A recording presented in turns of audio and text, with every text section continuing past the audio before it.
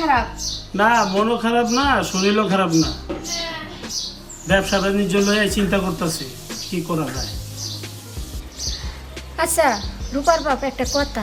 আচ্ছা কও, কি কথা? সুমির জামাই এই যে বিদেশ থেকে আইলো, আর তো যাওয়ার নাম গন্ধ নাই, কিছুই বুঝতেছি না। শোনো, তোমার একটা কথা কই। আমি তো মেয়ের জামাইয়ের লোকে কথা কইতে পারি না। কথা কইবা তুমি। এই যে সব মনে করো দুপুরবেলা খাওয়ান দাও, সেই সময় তো দুই একটা কথা তুমি কইতে পারো। সব কথা কি আমি কইতে পারি জামাইয়ের লোকে? আচ্ছা এইটা তুমি কেমন কথা কইলা? মাইয়ার জামাই, তারে আমি খাইতে দিয়ে কেমনে আমি এই কথাটা কই? এটা তোমার আক্কেল আছে? শোনো, আমি তো সবসময় বাসায় খাই না, আমি ব্যবসার কাজে বাইরে যাই না।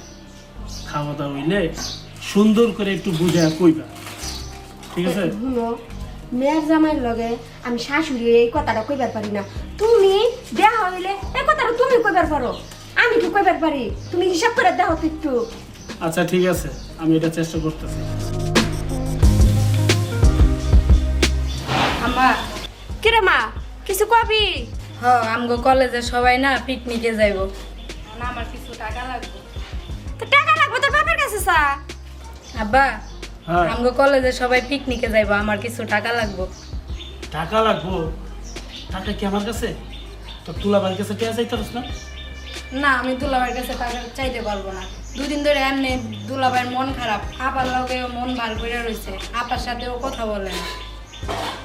যা ফোন কর, যা যা, খারাপ দিছে। শোনো, তোমার একটা কথা কই, এই পিকনিক মিকনিক বাদ দিতে কো। আচ্ছা তোমার আমি একটা কথা কই। মাইয়াডা কলেজে পড়ে, 10 জনের লগে চলাফেরা করে।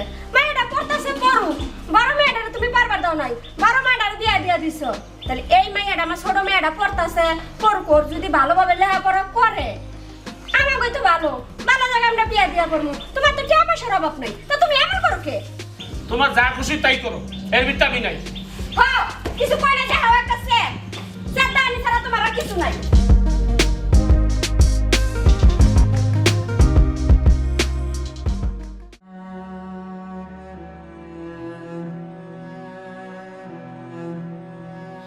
বাবা, জি আম্মা, কিছু আমি বলবেন?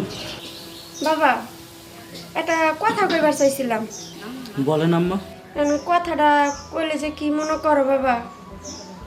কথাটা হইছে বাবা, তুমি বিদেশ থেকে আইলা আর বিদেশও যাইতাছো না, কিসের জন্য ওইটাও আমাকে কাছে কিছু কও না, এই জন্য তোমার জিজ্ঞেস করছিলাম বাবা।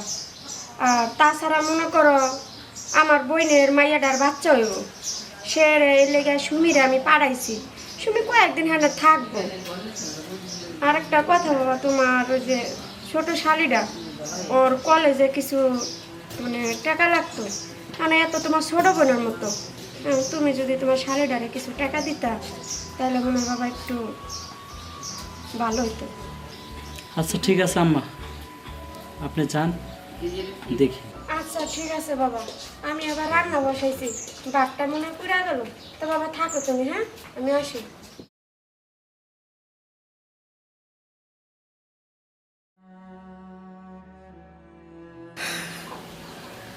আল্লাহ, আমার এই মনের কষ্টটা আমি কারে বলবো আর কে বুঝবে? আজকে যদি আমার বাবা মা থাকতো তাহলে মনে হয়তো আমি কষ্টটা করে বলতে পারতাম।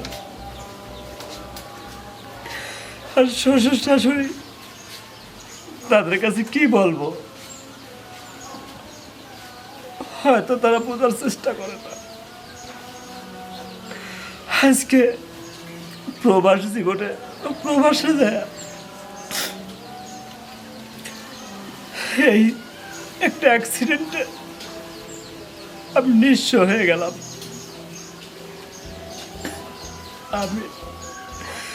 আমি না পারছি কাউকে বলতে,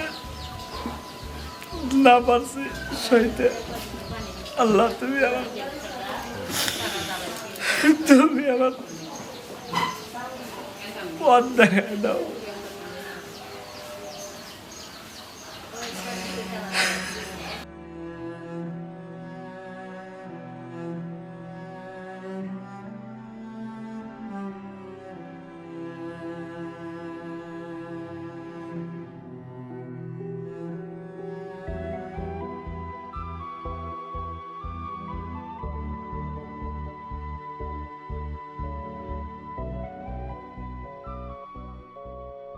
সবই তো ঠিকঠাক ছিল।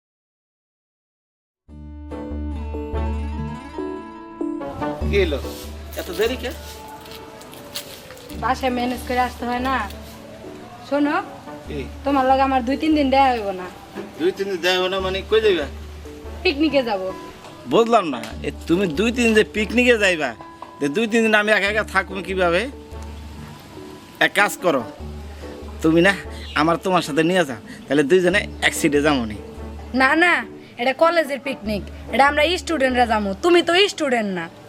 এই তুমি এটা কি করো? হ্যাঁ, এক কাজ করো, তুমি যেমন ছাত্রী আর আমি এসে তোমার পাত্রী, বুঝো না?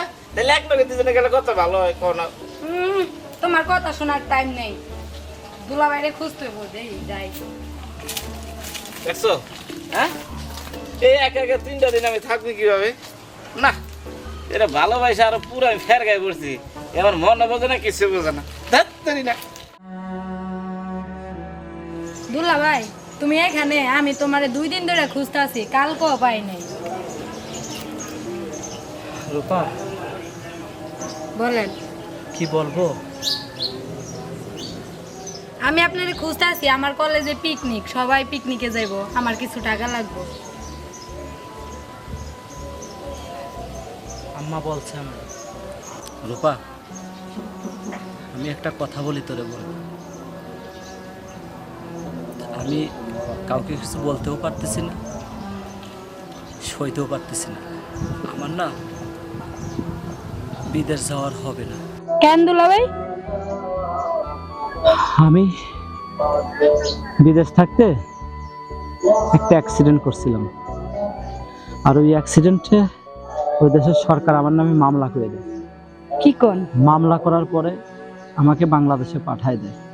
আমি তো বাংলাদেশে আসার পরে যখন বাড়িতে আসলাম, সবাই তো ভাবতেছে আমি বিদেশ ফেরত জামাই, আমি আবার বিদেশ যাব, অনেক টাকা ইনকাম করব। কিন্তু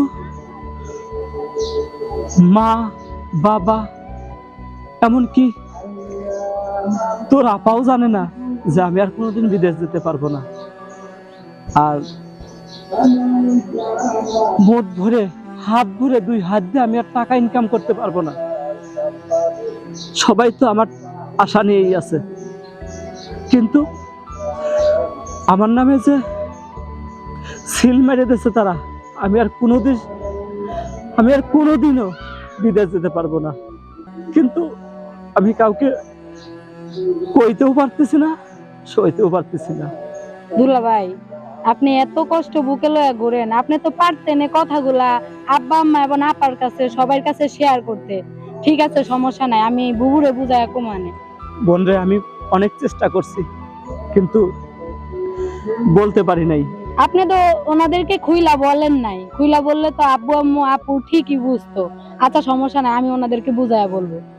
দুলাভাই, আমার পিকনিকের টাকা আপনার দিতে হইব না, আমারটা আমি ম্যানেজ করে নিবানি। সত্যি বলছিস বোন? হ্যাঁ। ঠিক আছে। আচ্ছা থাকেন তাইলে। হ্যাঁ, আচ্ছা ঠিক আছে।